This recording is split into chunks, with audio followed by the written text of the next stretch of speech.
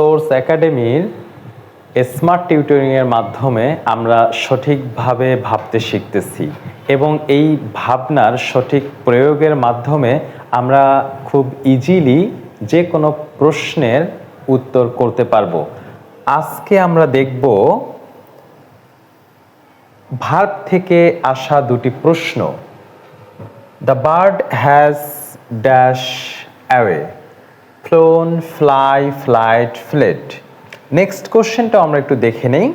The enemy has dash away. খুব common ভার্বগুলো অনেক সময় না জানার কারণে আনকমন হয়ে যায়। যেমন ফ্লাই, ফ্লাই মানে হচ্ছে ওরা, পাখি ওড়ে, সেটাও ওই ফ্লাইকেই বোঝানো হচ্ছে। এটা পাস্ট ফর্ম হচ্ছে ফ্লিউ, পাস্ট পার্টিসিপল ফর্ম হচ্ছে ফ্লোন। আবার পলায়ন করা, এটা হচ্ছে flee, past form fled, past participle form হচ্ছে ফ্লেট। তো the bird has dash away, পাখি কি করবে? পাখি তো আর পলায়ন করবে না, পাখি উড়ে যাবে। এখন আমরা এখানে উড়ে যাওয়ার কোথায় আছে সেটাই দেখব। তার আগে আবার দেখব যে গ্যাপের সামনে হ্যাজ আছে এবং হ্যাজের পর অবশ্যই কি হবে? ভি3 হবে। আমরা জানি হ্যাভ, হ্যাজ, হ্যাডের পর সবসময়ই ভি3 হয়। তো ভি3 এই যে আমরা এখানে দেখতেই পাচ্ছি, ফ্লোন এটা একটা ভি3, ফ্লাই হওয়ার প্রশ্নই আসে না। যেগুলো হবার মতো না এগুলো সব সময়ের জন্য আমরা সরিয়ে ফেলবো, কারণ পরীক্ষার হল হচ্ছে একটা স্নায়ু চাপের জায়গা। এই স্নায়ু চাপের মধ্যে বেশিরভাগ সময়ই আপনারা শুনে থাকবেন যে পরীক্ষা শেষ করে এসে আফসোস করে যে আহা, সহজ বিষয়টাও আমি ভুল করে ফেলছি। কিন্তু পরীক্ষার হলে এই সহজটাই সহজেই ধরা দেয় না, কারণ আমরা এভাবে করে ভাবতে পারি না বা আমরা এভাবে করে ভাবতে শিখি না।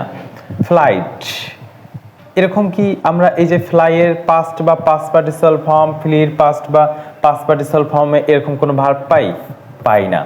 হ্যাঁ, এই ফ্লেট এটাও পাস্ট পার্টিসিপল ফর্ম কার? ফ্লির। আর এই ফ্লোন কার? ফ্লাই। এখন ফ্লাই অর্থ ওরা আর ফ্লি অর্থ পলায়ন করা, কিন্তু বার্ড কি করছে? বার্ড তো উড়ে গেছে, উড়ে যাওয়া বোঝাতে ফ্লাই, আর ফ্লাইয়ের পাস্ট পার্টিসিপল ফর্ম নিতে হচ্ছে ফ্লোন। তারপরে কোশ্চেনটা আমরা দেখি, the enemy has dash away. শত্রু কি করবে? মানুষ কখনো উড়তে পারে? কখনোই না। শত্রু যেটা করতে পারে, পলায়ন করতে পারে। এখন আবারও আমরা দেখতে পাচ্ছি, আমরা সব সময়ের জন্য গ্যাপের আগে কে আছে সেটা দেখে তারপর অপশন নিয়ে ভাবনা শুরু করব। হ্যাজ, অবশ্যই হ্যাজের পর ভি3 হবে। এখন এই যে ফ্লাই, আমরা উপরেই দেখতে পাচ্ছি এবং জেনে গেছি যে ফ্লাই হচ্ছে প্রেজেন্ট ফর্ম, প্রশ্নই আসে না। ফ্লি, এটাও তো প্রেজেন্ট ফর্ম, এটাও হবে না। ফ্লেট, এটাও হতে পারে। ফ্লিউ, সেটাও তো হচ্ছে না, কারণ হ্যাজের পর লাগবে ভি3 আর ফ্লিউ হচ্ছে ভি2, এটাও সম্ভব না। আমরা কিন্তু এবার আর দুইটা অপশনের মধ্যে কনফিউজডও হই নাই। বেশিরভাগ সময় দেখা যায় যে প্রশ্ন প্রণেতাগণ আমাদেরকে দুইটা অপশনের মধ্যে কনফিউজড করেন এবং এই দুইটি অপশনের মধ্য থেকে আমাদেরকে উত্তর করতে হয়। কিন্তু মাঝে মাঝে এরকম আমরা অপশন সরিয়ে ফেললে আমাদের হাতে একটি উত্তরই থাকে, যেটা আমরা নিশ্চিন্তে বৃত্তভট করে দিয়ে আসতে পারি।